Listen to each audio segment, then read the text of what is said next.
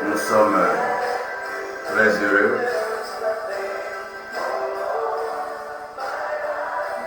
d'être avec vous ce matin et nous bénissons le Seigneur pour ceux qui étaient avec nous donc pendant les 1 heure de prière. Nous avons passé donc ce moment à prier surtout le Seigneur pour le réveil spirituel et la manifestation spéciale de la grâce de Dieu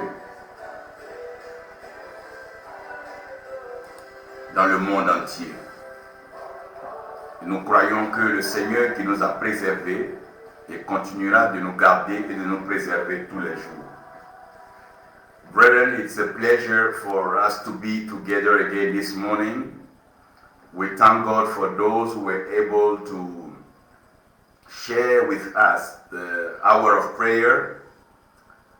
We raised some prayers, some precious prayers before the throne of God. We started by thanking Him for all the great work He has done for us, saving our lives, protecting our families, our nations, and being God for us. Well, right after we prayed for world revival because we believe that the thing that is really needed in this world is revival. As we enter the revival times, everything will come back to life. This is where we are going to experience restoration, and the restoration will prepare us, bring us all equipment that's necessary for the day of impact, to prepare for the battle, to prepare for the war, to prepare for the great day of the Lord. So this restoration will give us victory in the day of impact, the day of pure manifestation, and the day of great war. And after this impact, we are now supposed to rule with the Lord victoriously anchored in Him. So we thank God for these 4 prayer requests and we thank Him for what He has done. Nous bénissons le Seigneur donc pour les 4 sujets de prière. Nous avons prié pour le réveil spirituel. Ce réveil qui a plus ou moins donc qui va bouleverser le monde entier. Au fait, ce dont le monde a besoin aujourd'hui, c'est des réveils spirituels. Le réveil spirituel qui va changer, qui va transformer et qui va bâtir les vies pour toujours. Le réveil spirituel nous amène donc à expérimenter la restauration spirituelle, mais qui est aussi une restauration totale. Lorsque nous sommes restaurés spirituellement, nous avons aussi la grâce d'être restaurés matériellement, émotionnellement, sentimentalement et à tous les niveaux. Parce que tout est spirituel avant donc de se manifester. Et après la restauration spirituelle, nous avons parlé donc du revêtement, de la couverture, de la grâce de Dieu pour triompher dans le jour du combat, le jour de la bataille, le grand jour qui est donc connu comme le jour de la bataille, le jour de l'Armageddon, le jour du combat, le jour de la vérité, le jour du trône de Dieu. Je prie que toi et moi soyons prêts et préparés pour ce grand jour que le Seigneur nous accorde. Que nous soyons dans la victoire et que nous demeurons dans la victoire au nom de Jésus-Christ. Amen. Après donc cela, nous avons parlé du règne. Donc le règne millénaire, c'est le moment où nous allons régner avec le Seigneur et nous allons accomplir de grandes œuvres avec lui.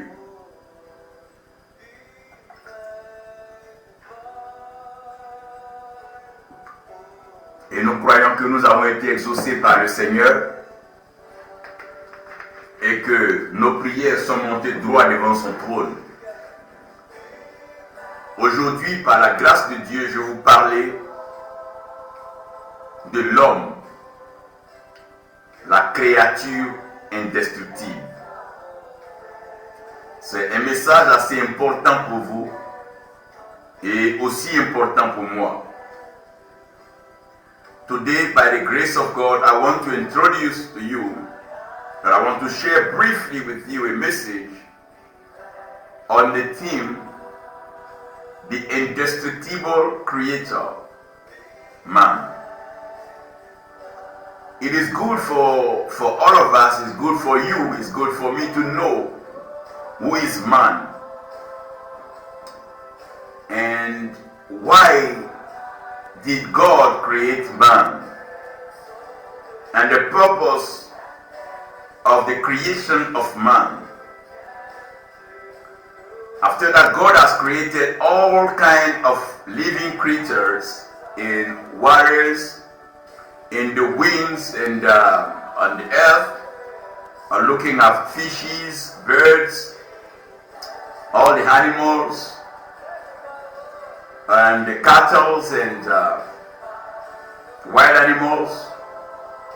Somebody could say that God has achieved what he was really after. God has made everything, created heaven and earth, caused visitations to appear.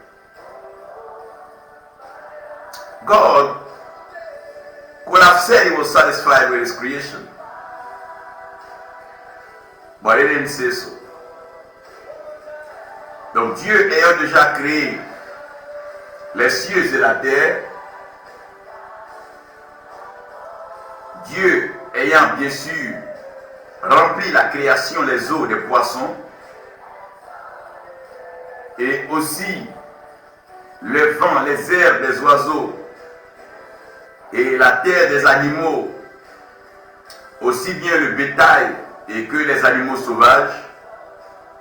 Pour une raison, Dieu aurait pu être satisfait pour dire, ouais, j'ai fait ce que je devais, et je l'ai bien fait. Mais non, Dieu ne l'a pas fait ainsi. Dieu a continué plus loin pour interroger donc la Trinité. Il a interrogé la plénitude de la divinité, parce que le projet dans lequel il allait s'engager était le projet le plus sérieux, le plus complexe de sa création. So, when God decided to create man, he didn't do it alone, but he called the Godhead to agree with him on this project, because I believe this is the greatest project of God. Of all the creation and everything that was created by God, man is the most delicate creature that God created. Donc ici, l'homme devient la créature la plus sérieuse et la plus délicate de Dieu. Parce que Dieu doit se représenter. Et puisque Dieu doit se représenter, ça rend ce travail encore plus complexe. Et comment est-ce que Dieu va le faire?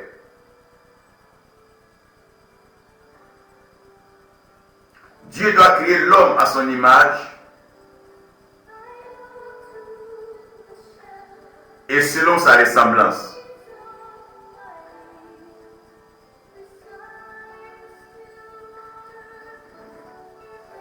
What will God do then? He has to create himself, creating according to his image and his likeness. that was not an easy task, not easy to do at all, because this is reproduction, taking yourself and reproducing yourself. Oh my God, c'est vraiment sérieux et délicat ce travail. Te reproduire, te refaire toi-même. Et ce n'est pas une œuvre facile. Mais Dieu doit se créer et Dieu doit se faire. Oh, merci Seigneur. C'est la partie la plus sérieuse de la création. Parce que Dieu doit se créer.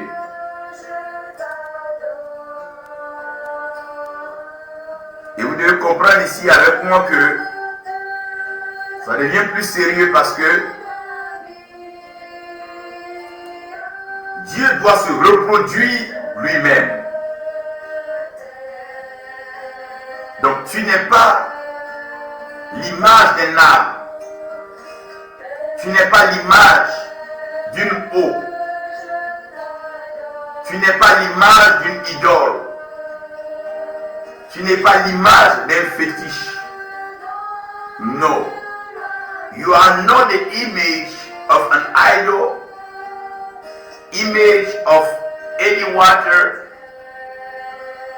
image of any tree of the forest. You are the image and the likeness of God. God created you in His own image and in His own likeness. Donc tu es l'image et tu es la ressemblance de Dieu.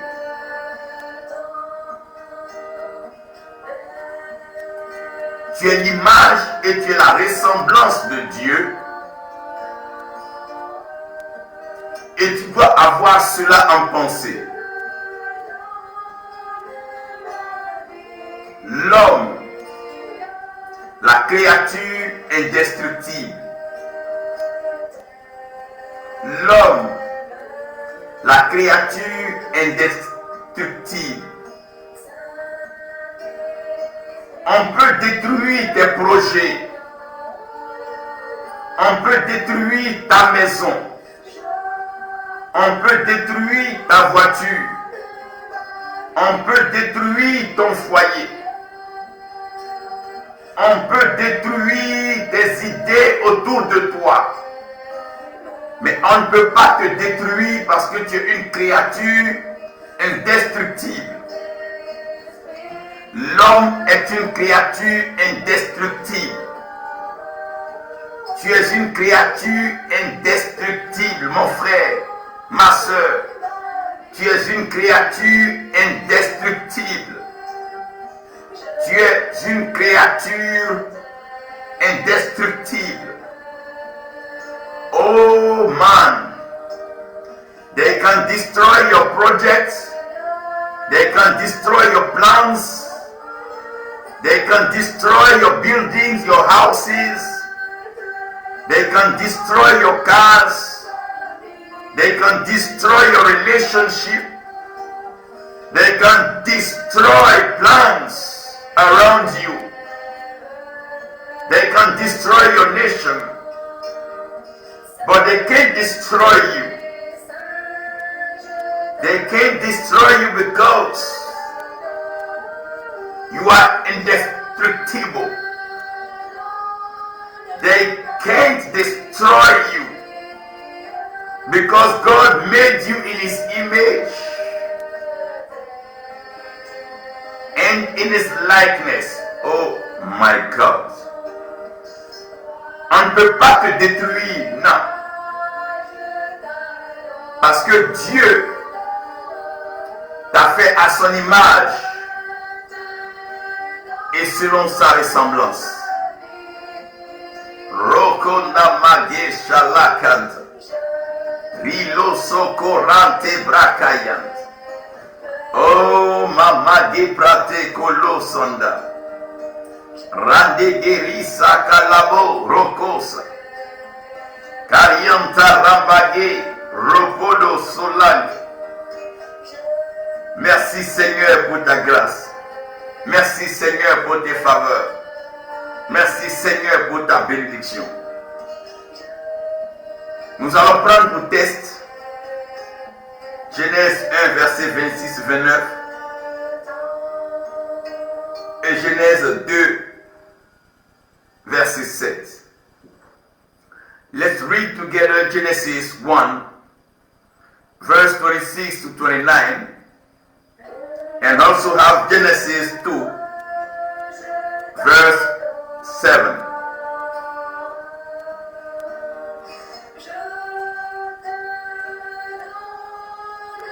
As we take Genesis 1, the Bible says, and God said, let us make man in our image, after our likeness, and let him have dominion over the fish of the sea, and over the fowl of the air, and over the cattle, and over all the earth, and over every creeping thing that creepeth upon the face of the earth. So God created man in his own image, and in the likeness of God created him. Male and female created he them. And God blessed them. And God said unto them, be fruitful and multiply, and replenish the earth, and subdue it, and have dominion over the fish of the sea, and over the fowl of the air, and over every living thing that move upon the face of the earth. And God said, behold, I have given you every herb bearing seed, which is upon the face of the whole earth, and every tree in the which is the fruit of the tree yielding seed. To you it shall be for meat. Oh my God. Genesis 2. Genesis 1. Je lis en français.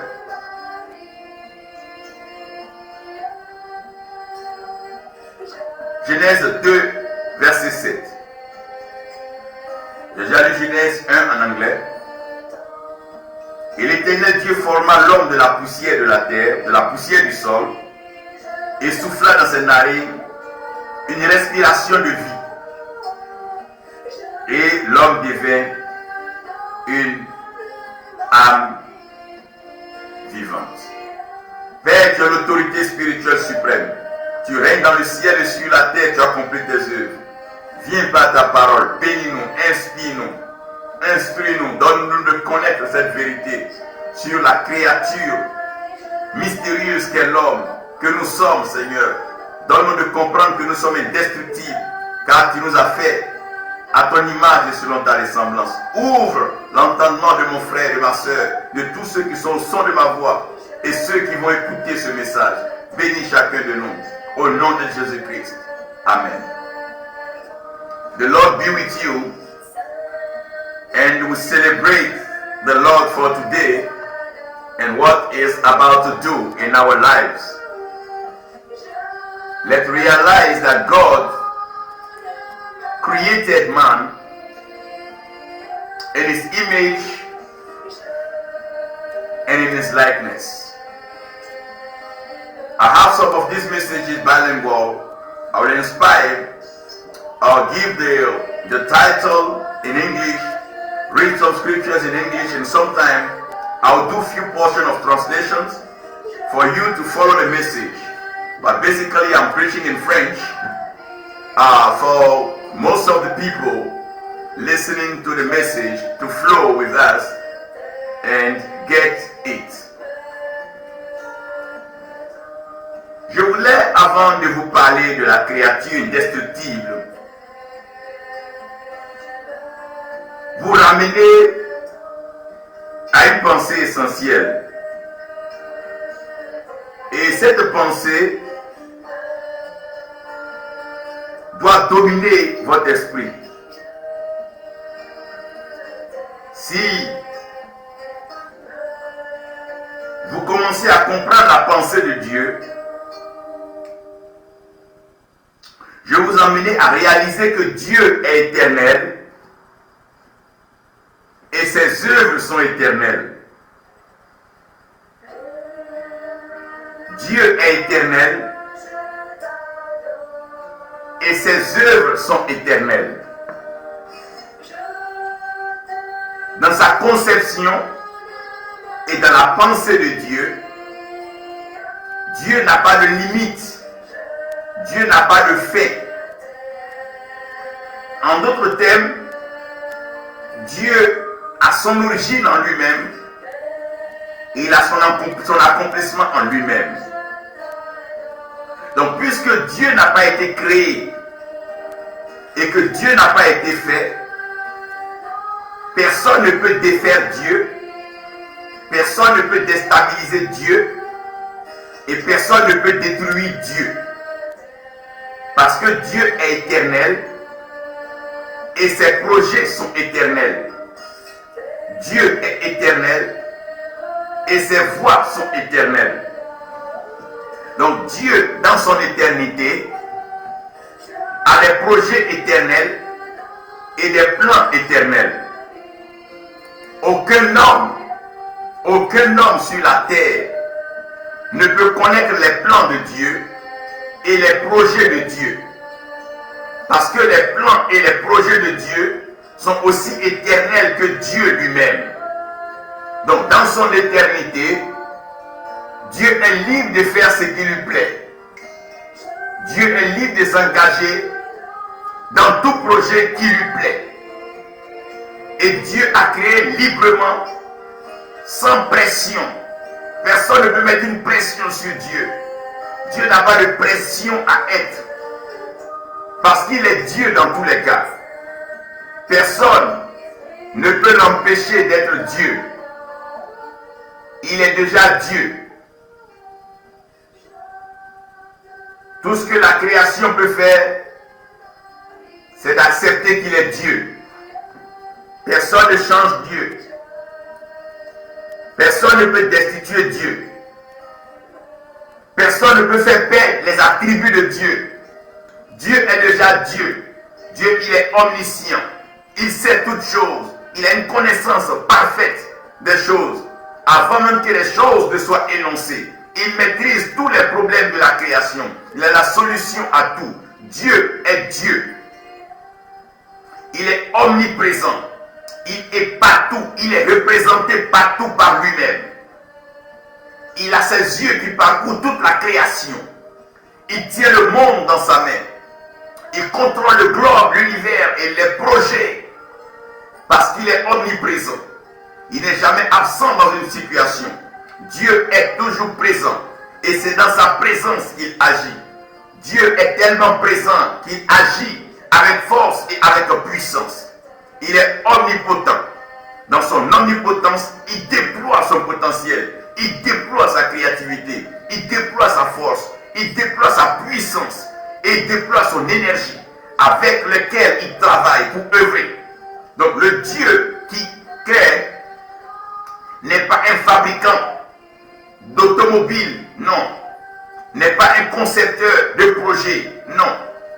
N'est pas juste un agriculteur qui fait un champ, qui ne peut pas maîtriser les flux de la pluie, les sauterelles et les criquets, les insectes.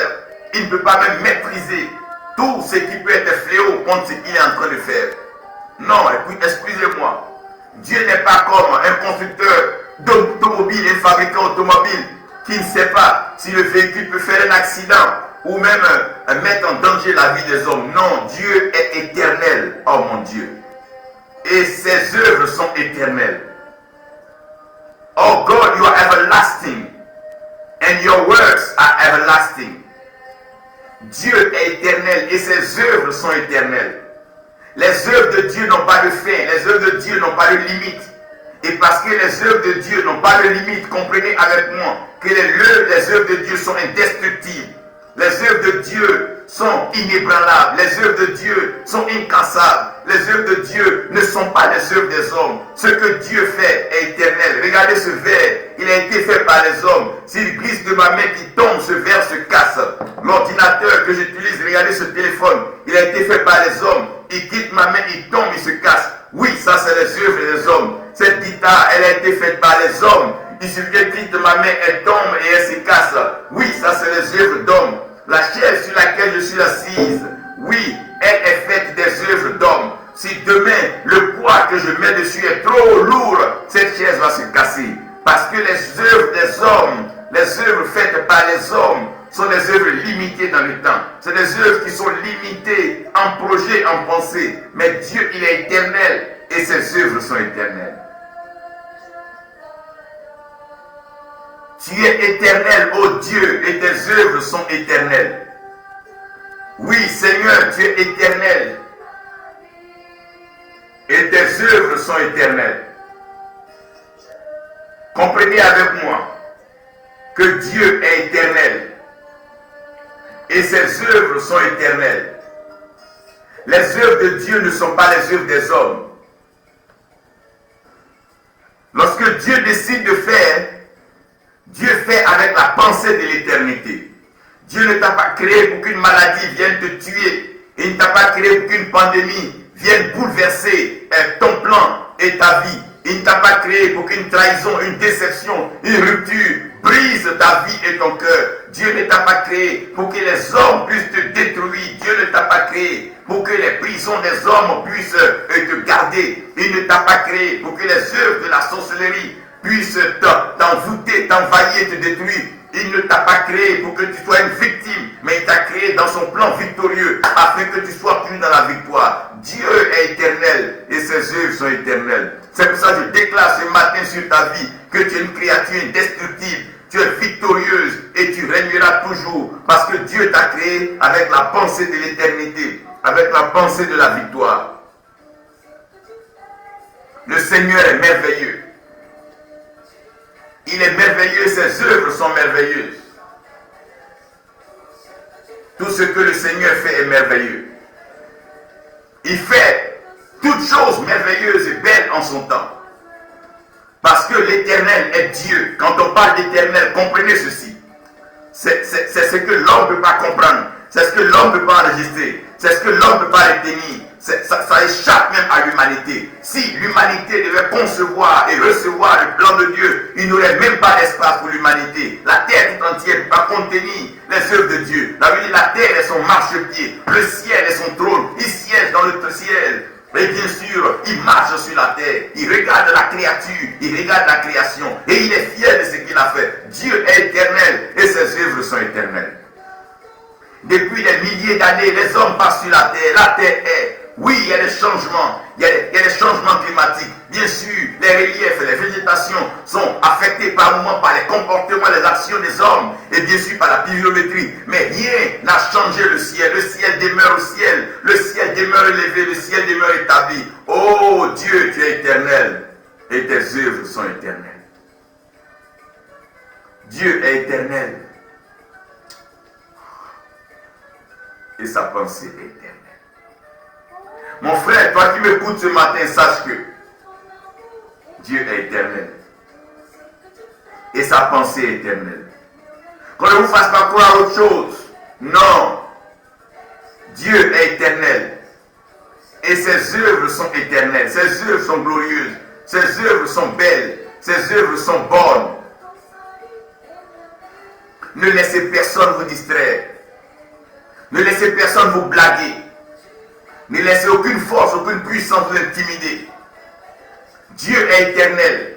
Ses œuvres sont éternelles. Qui montera au ciel pour aller cueillir Dieu? Qui montera au ciel pour aller défier Dieu? Qui se rébellera contre Dieu? Qui osera injurier l'Éternel? Qui osera lancer quelque chose contre l'Éternel? Qui osera envoyer une bombe contre l'Éternel? Qui osera lever l'épée contre l'Éternel? Qui osera lever un couteau contre l'Éternel? Qui osera sur la terre, sous la terre, dans les eaux, dans les airs? Personne. L'Éternel est tout puissant. Dieu est éternel et ses œuvres sont éternelles. Il est éternel. Il est éternel. Il est éternel. Oui. Et ses œuvres sont éternelles. Oh God, we thank you. Rosande Brakanda. La Chakarian de lo Sokoro. Rapandebre Lokondo. Oh, ses œuvres sont éternelles. J'aime ça, ses œuvres sont éternelles, mon frère. Oui, ses œuvres sont éternelles, ma soeur. De la pensée à la conception de l'homme. Dieu est éternel et sa pensée est éternelle. Oh God. Dieu est éternel et sa pensée est éternelle. Oui, Dieu est éternel et sa pensée est éternelle. À cause de ce que sa pensée est éternelle, sa pensée est fondée. Donc comment est-ce que Dieu pense à l'homme? David dit, qui est l'homme? Sinon, qui est le fils de l'homme? Pour que toi, Dieu, tu prennes si soin de lui. Mais j'aimerais vous rappeler que dans la pensée de la création, Dieu a créé les espèces de deux. Donc, puisque Dieu a créé les espèces de deux, Dieu a créé les espèces avec une capacité de complémentarité. Donc, vous allez voir que tout ce que Dieu a créé avec une certaine dualité. Dieu a créé le ciel, Dieu a créé la terre. Et le ciel interagit avec la terre. Dieu a créé donc les animaux, il les a créés de deux. Dieu a vu les eaux qui étaient en bas. Dieu a séparé les eaux. Il a amené les eaux en haut pour qu'il y ait des eaux en haut et qu'il y ait des eaux en bas. Donc s'il y a des eaux en haut et il y a des eaux en bas, il est clair que l'Esprit de Dieu qui se mouvait à la surface des eaux va se retrouver aussi avec les eaux d'en haut. Et bien sûr, la présence de Dieu doit toujours couvrir les eaux. Les animaux se retrouvent de deux. Dieu va créer et dans le feu, Dieu va développer cette complémentarité du feu et de l'eau. De telle sorte que le feu soit complémentaire, que le feu et l'eau puissent interagir pour pouvoir mettre la vie de l'homme à l'aise. Par moments, l'homme a besoin de chaleur, par moments, l'homme a besoin de fraîcheur. Il y a des moments où nous voulons de l'eau, il y a des moments où nous voulons du feu. Dieu a créé l'homme avec cette pensée. Qu'il y ait cette dualité, cette complicité entre l'eau et le feu, entre la terre et le ciel, entre la chaleur et la fraîcheur. Oh mon Dieu, entre la hauteur et la profondeur. Oui, Dieu a créé cela. Dieu avait besoin de cette complémentarité aussi à son niveau. Parce que Dieu, dans la Trinité, il y a le Père, il y a le Fils et il y a le Saint-Esprit. Mais retenez qu'ici déjà, nous sommes avec trois personnes. Le Fils devient complémentaire au Saint-Esprit. Et le Saint-Esprit devient complémentaire au Fils. Jésus-Christ dira, tu enverras un autre consolateur comme moi, je suis venu avec vers eux, tu enverras un autre consolateur. Donc il y a une complémentarité entre Jésus-Christ et le Saint-Esprit. Donc les enseignements de Jésus-Christ sont relayés et approfondis par le Saint-Esprit. Et le Saint-Esprit vous conduira dans toute la vérité à observer ce que je vous ai enseigné. Donc vous comprenez ici que Dieu a besoin aussi d'un partenaire. Dieu a besoin de ce duo il voit la réaction entre le ciel et la terre. Bien que le ciel soit élevé par rapport à la terre, bien que l'eau ne soit pas, donc le feu, mais que les deux puissent échanger. Quand il fait trop chaud, on sait qu'il va pleuvoir. Quand il fait trop froid, on sait qu'on aura besoin de chaleur. Dieu voulait lui-même rentrer dans ce principe dans cette dualité. Parce qu'il est unique, il est Dieu.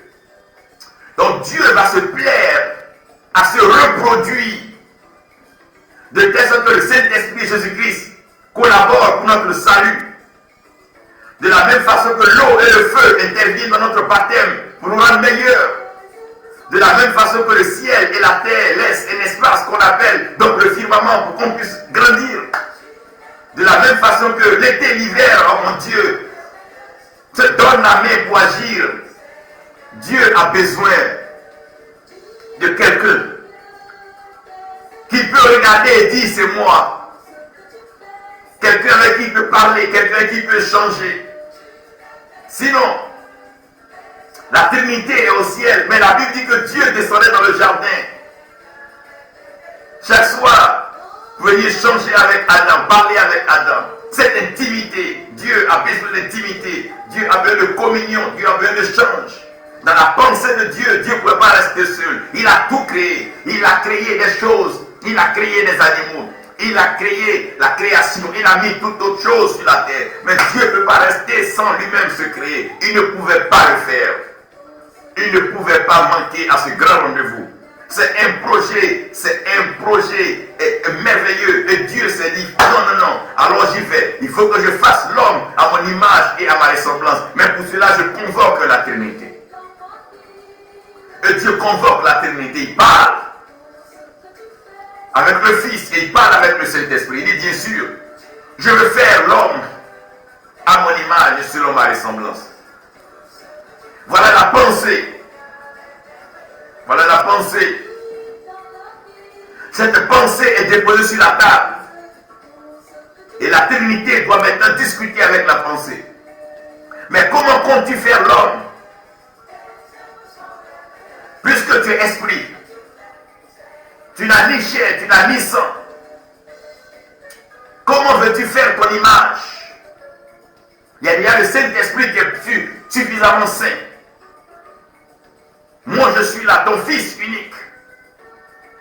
Quel est ce projet de vouloir faire l'homme? Et Dieu va maintenant révéler le plan caché. Il dit, j'ai besoin de contrôler la création. J'ai besoin d'assujettir la création. De la même façon que nous régnons au ciel ici, j'ai besoin de voir ce règne se déployer sur la terre. J'ai besoin de voir cette domination continuer sur la terre.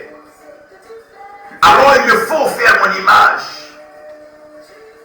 et faire ma ressemblance. J'ai forcément besoin de mon image et de ma ressemblance. Je me fais l'homme comme je suis et l'envoyer sur la terre pour que l'homme puisse dominer sur les poissons des eaux, sur les oiseaux dans les airs et les animaux qui se déplacent à la surface de la terre. En d'autres termes, je veux emmener l'homme à dominer sur l'espace maritime, l'espace aérien et l'espace terrestre. Je veux que l'homme contrôle l'univers, que l'homme contrôle la terre. Ça me permet au ciel de me réjouir de ce que je suis en train de faire. Je veux me regarder, je veux me voir comme dans un film en train d'agir. Je veux me sentir en action. Voilà pourquoi j'ai besoin de créer l'homme à mon image et selon ma ressemblance. Donc de cette pensée-là, Dieu vient d'éclaircir la Trinité sur le fait qu'il ne crée pas l'homme pour que l'homme soit un quatrième dans la Trinité. Il ne crée pas l'homme pour être donc un quatrième, pour compenser la Trinité, pour justifier la divinité. Non. La divinité est déjà la divinité, c'est la pensée de Dieu. Mais Dieu fait l'homme pour déployer sa domination, son règne, son ambassade et son royaume sur la terre. Donc il faut quelqu'un qui a la pensée de Dieu, qui a l'esprit de Dieu, et qui est l'œuvre de Dieu, et qui comprend la manifestation de Dieu. Alors Dieu s'accorde, et Dieu commence à concevoir l'homme. Donc Dieu conçoit l'homme après avoir donc exposé sa pensée à la Trinité. Il dit donc l'homme que nous allons faire, que je vais faire à notre image, selon notre ressemblance, c'est pour qu'il puisse dominer sur la terre, sur les eaux et dans les airs. L'homme ne dominera pas au ciel, l'homme n'aura pas d'activité à mener au ciel, mais tout ce que l'homme va donc accomplir sur la terre sera pris pour acquis au ciel. Et ce que nous aussi nous allons accomplir au ciel sera pris pour acquis sur la terre. Donc nous avons besoin d'un ambassadeur qui nous connaît, qui nous comprend, avec qui nous pouvons travailler et qui sera à notre service. Nos anges et nos serviteurs célestes descendront au besoin pour prêter assistance et accorder donc des audiences et des temps d'échange pour certaines choses plus ou moins solennelles.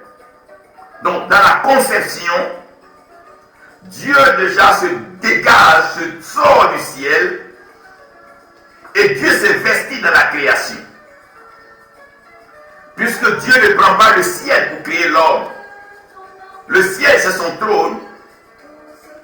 Il a fini maintenant de penser l'homme. Et il a fini de concevoir l'homme. L'homme est maintenant une conception toute faite dans la pensée de Dieu. Et Dieu sait exactement de quoi il aura besoin pour former l'homme. Parce que dans la conception, il a été clair que l'homme n'allait pas dominer au ciel. Que l'homme n'allait pas vivre au ciel.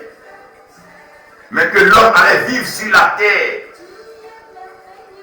Côtoyer bien sûr les eaux et le vent.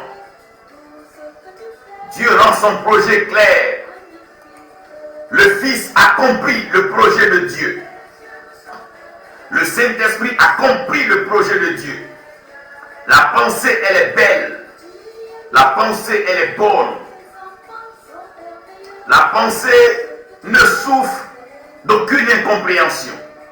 Elle est sans faille, elle est parfaite, elle est bonne. Donc Dieu va passer à la conception. Donc dans la conception, Dieu va exposer les éléments fondamentaux, les éléments indispensables de la création. Donc les éléments que Dieu a établis lui-même dans la création comme des éléments indispensables, des éléments qui ont une certaine capacité, un certain pouvoir de décision, d'action, d'exécution et d'opération.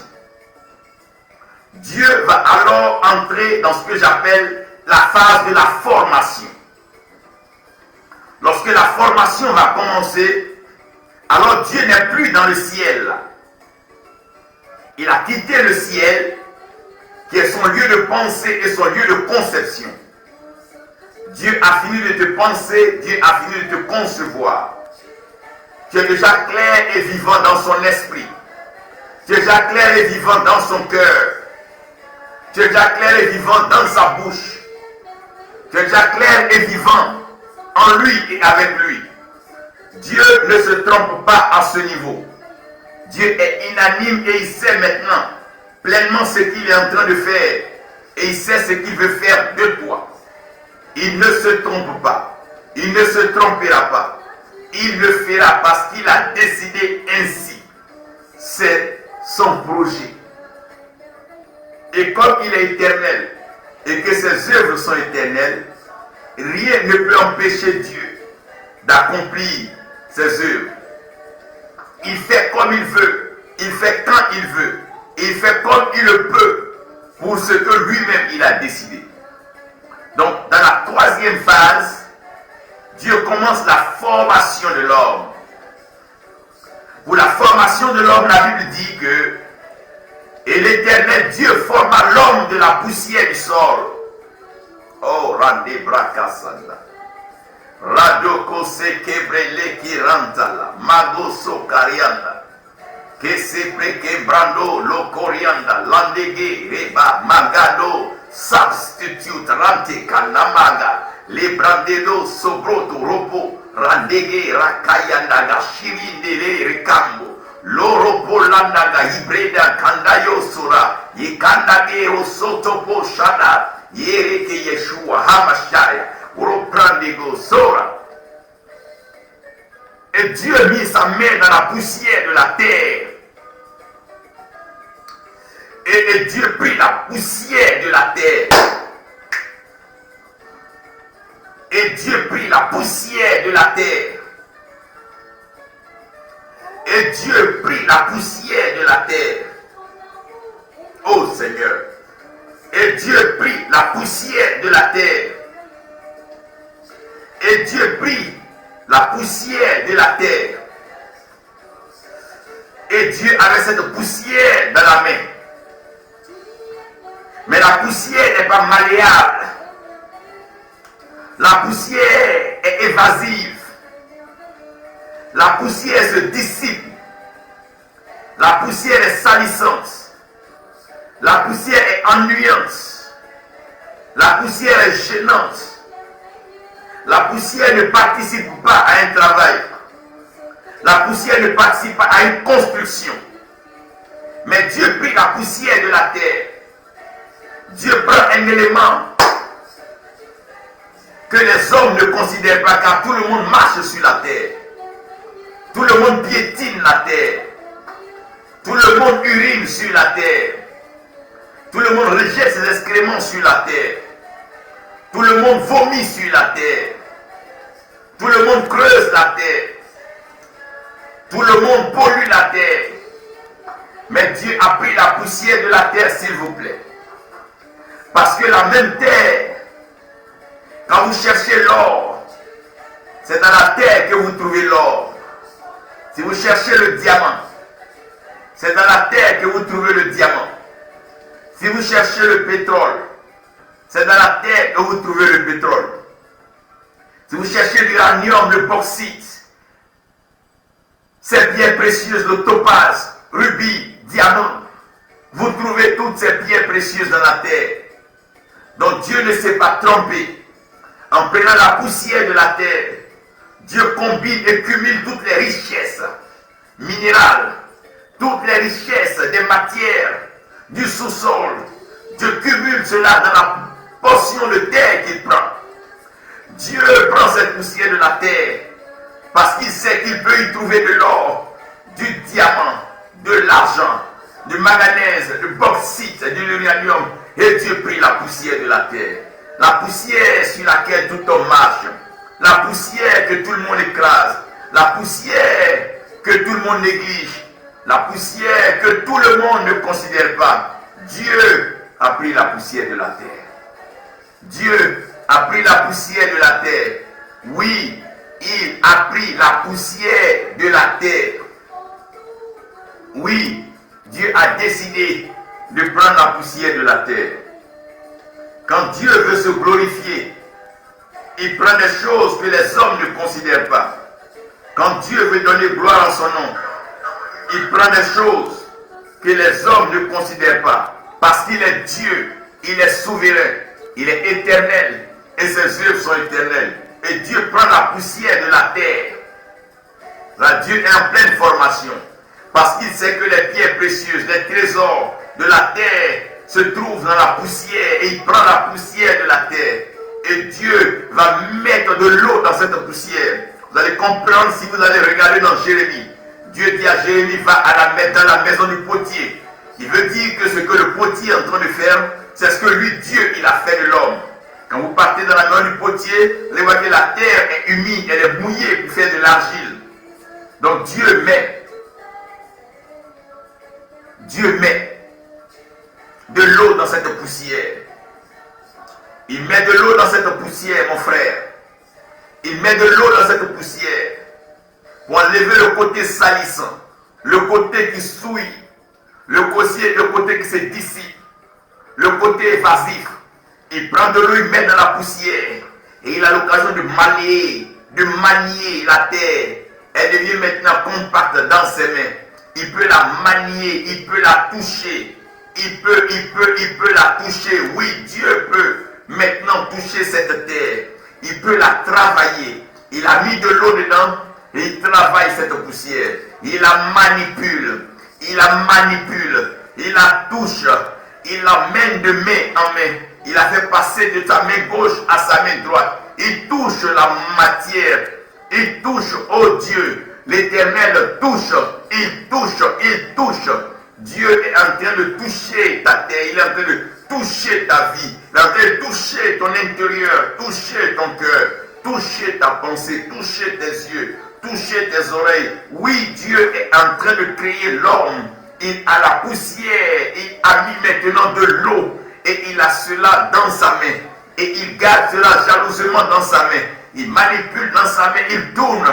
Il ne laisse pas tomber l'argile. Il continue de tourner. Il est en train de te faire. Il est en train de le faire. Il est en train de nous faire. C'est de son image et de sa ressemblance qu'il s'agit. Il ne peut pas le faire sans avoir regardé lui-même son visage. Alors, qu'est-ce que Dieu va faire puisque Dieu n'a pas de miroir et que Dieu n'utilise pas les choses faites des mains d'homme? L'homme n'avait pas encore été créé pour fabriquer le miroir. Dieu va faire passer son esprit sur les eaux.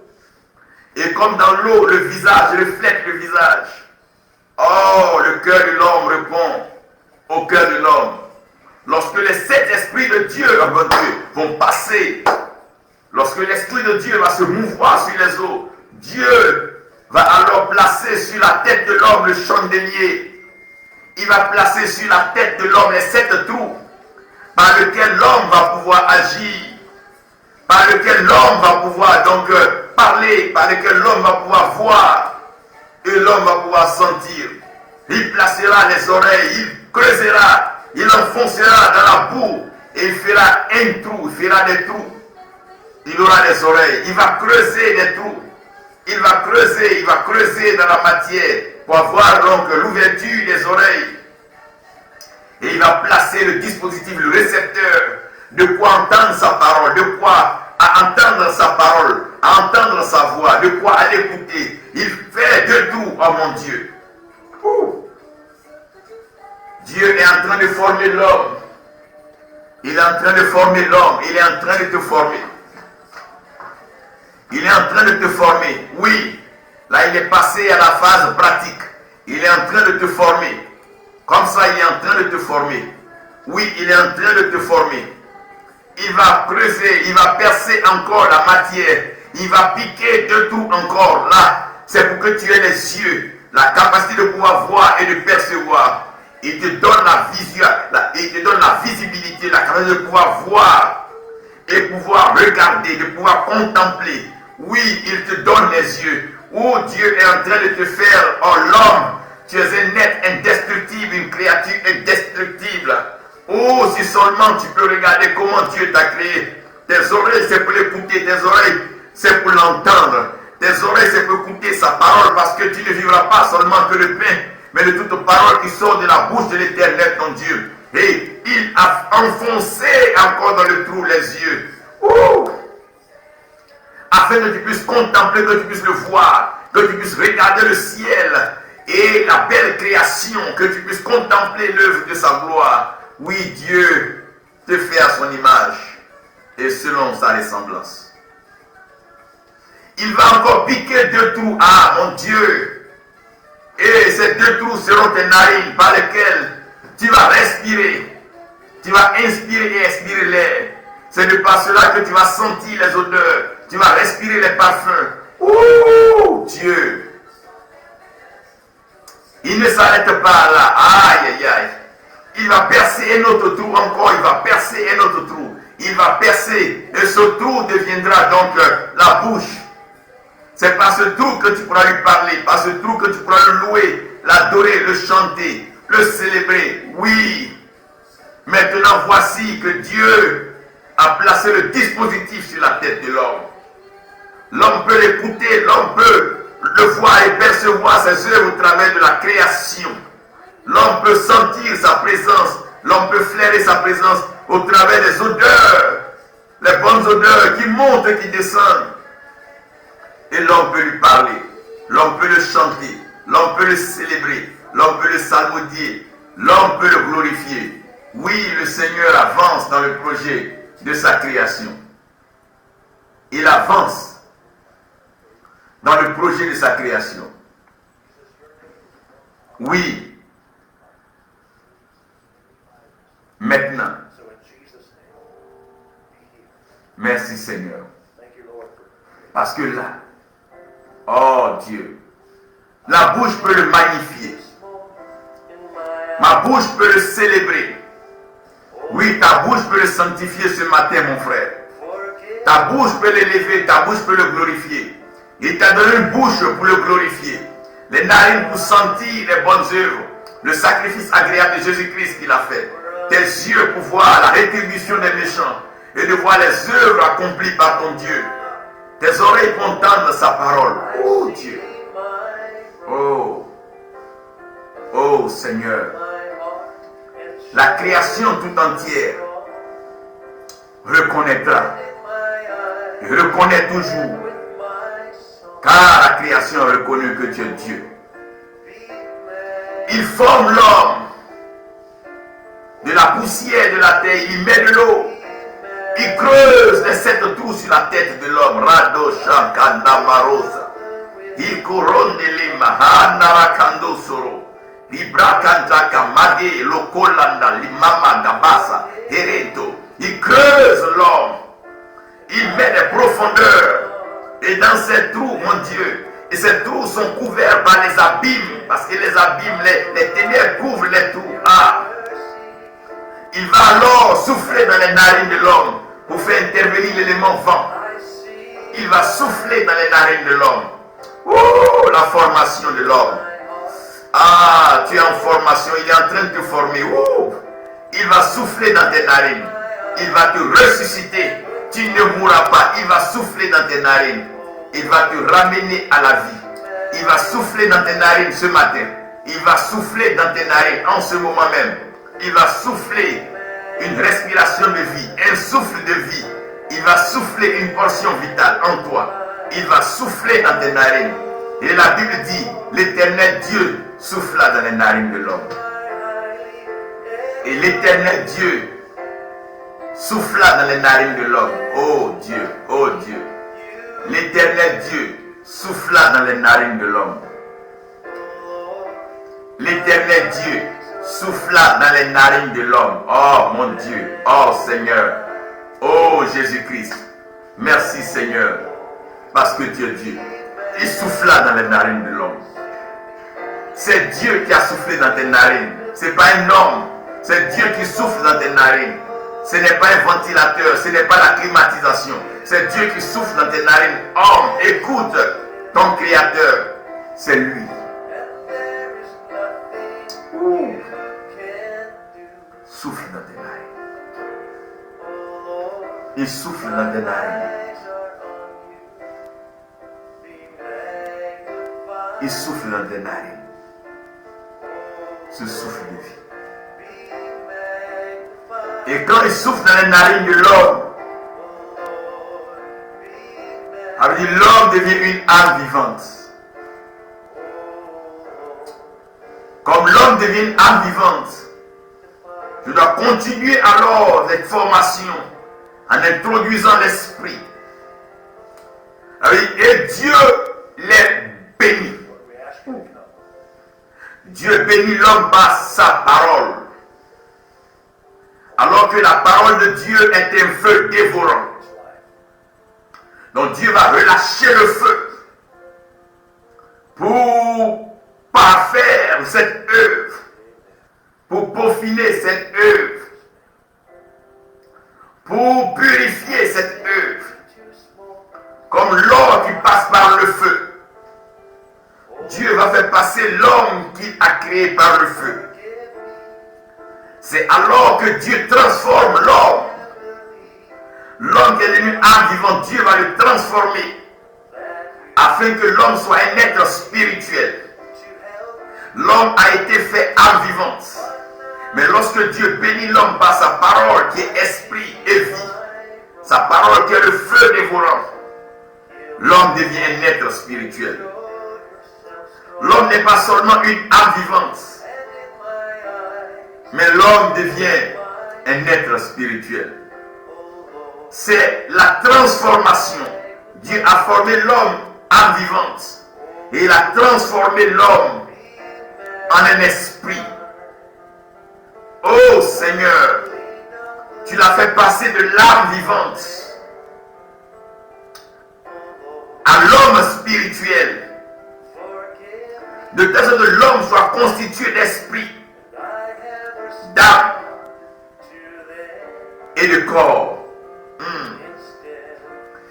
Et quand tu as parlé sur l'homme, tu as déclaré sur l'homme conformément aux éléments que tu as utilisés pour le créer.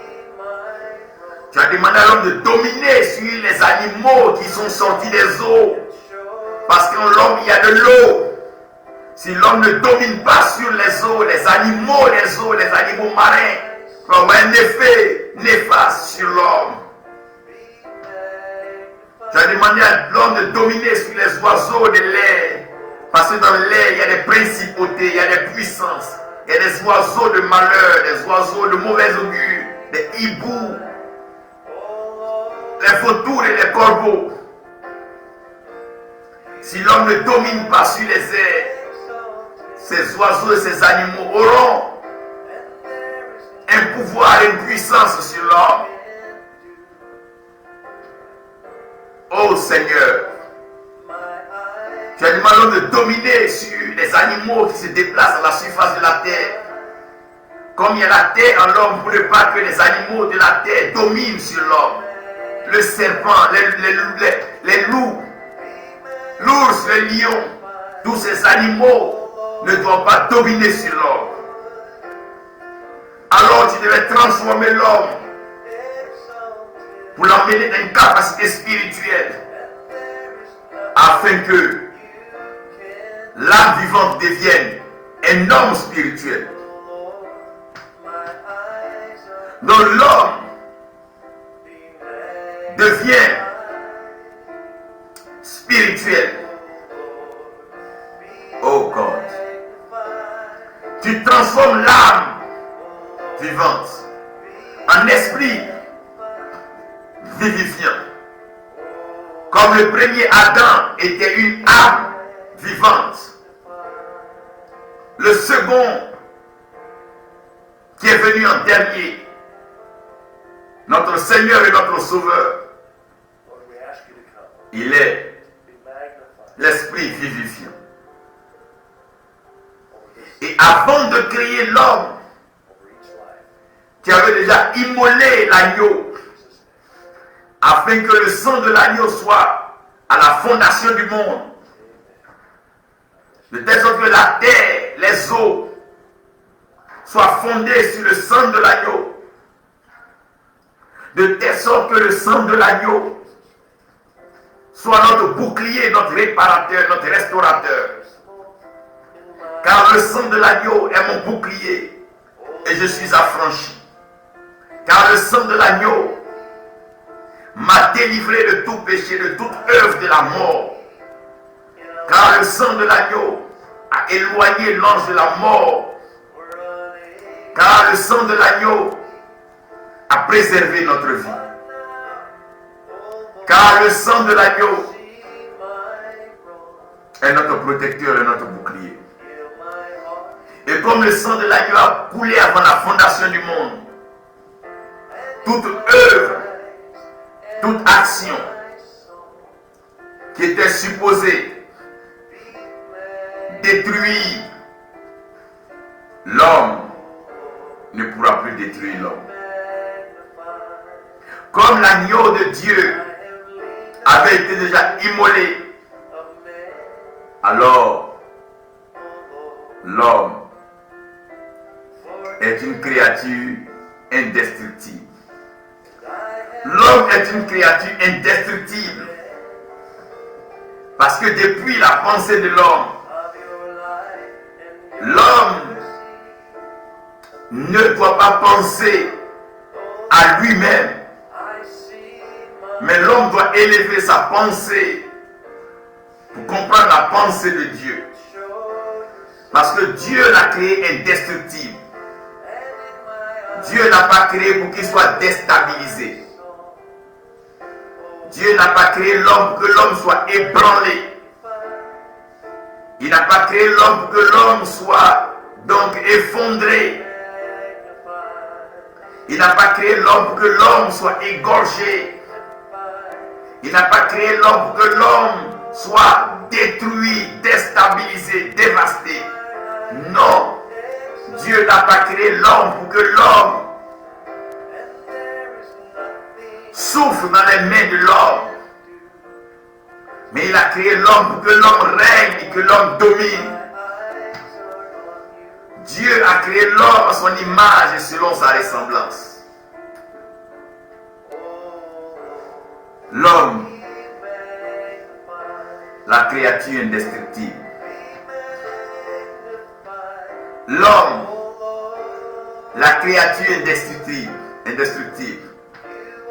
Il y a en l'homme le souffle de vie.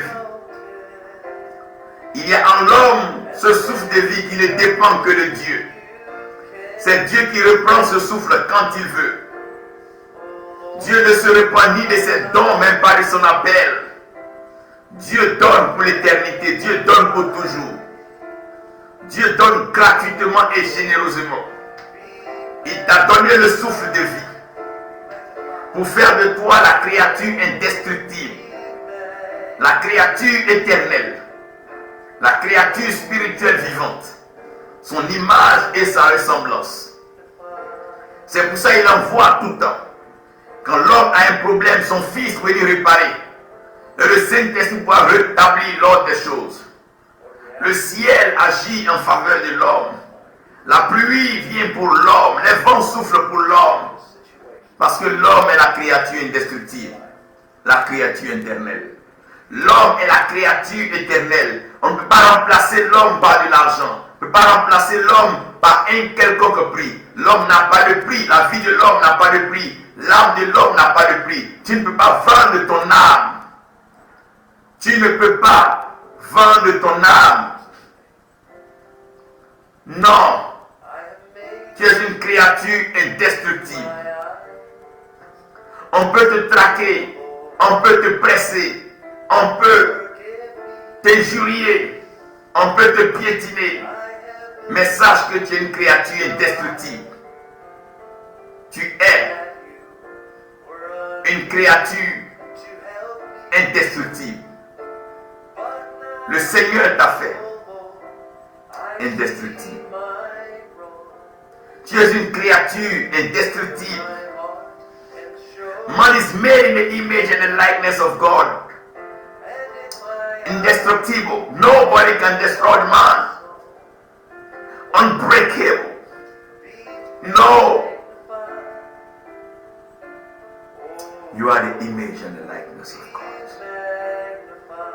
Tu es indestructible. Indestructible, tu l'es. Oh homme, écoute la voix de ton Dieu. Connais la pensée de ton Dieu à ton endroit. Tu sauras que tu es l'œuvre d'un Dieu éternel qui t'a pensé dans son cœur, il t'a pensé et il t'a conçu dans sa pensée. Depuis son cœur, il pense à toi. Tu es l'œuvre de ses mains. Tu es la dernière créature. Tu es le Benjamin de sa création. Il a toujours les yeux portés vers toi. Il a les yeux rivés vers toi. Ses yeux sont sur toi. Il te regarde depuis le ciel. Tu n'es pas orphelin, tu n'es pas abandonné, tu n'es pas rejeté, tu n'es pas un accident. Mais tu es le projet de Dieu, tu es le plan de Dieu, du Créateur, du Dieu de l'univers, lui qui contrôle toutes choses. C'est Dieu qui t'a fait. Et c'est Dieu qui te fait. À son image et selon sa ressemblance. Tu es une créature indestructible, homme. Tu es une créature indestructible, femme. Les maladies peuvent venir, les épidémies peuvent venir, les pandémies peuvent se succéder, s'enchaîner, les guerres peuvent continuer, les tribulations, les crises peuvent arriver, la famine peut venir, mais tu es indestructible, tu es indestructible, parce que Dieu t'a fait pour sa gloire. Il t'a fait pour sa gloire. Dieu t'a fait pour sa gloire. Si on détruit l'image et la ressemblance de Dieu, on se serait attaqué à Dieu. C'est en cela que Dieu interdit formellement tout homme d'ôter la vie à son semblable ou à son prochain. Car l'homme est l'image et la ressemblance de Dieu. Je plains ceux qui veulent détruire l'homme. Je pleure sur leur situation. Car Dieu a créé l'homme indestructible. Dieu a créé l'homme. Il a mis dans leur cœur la pensée de l'éternité. Il a mis en eux l'immortalité et l'incorruptibilité. Paul dit, nous ne mourrons pas tous. En un clin d'œil, nous serons transformés.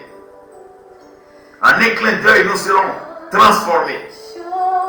Ce corps corruptible va révertir les corruptibilités et ce corps mortel va révertir l'immortalité. Alors nous dirons, mort, où est ta victoire, mort, où est ton aiguillon? L'homme, la créature indestructible. Merci Seigneur d'avoir pensé à nous, d'avoir pensé à nous faire à ton image et selon ta ressemblance. Merci Seigneur. Merci Seigneur. Merci Seigneur. Merci Jésus. Merci Seigneur. Merci Seigneur. Merci Père. Nous te rendons toute la gloire. Parce que nul n'est comme toi. Merci.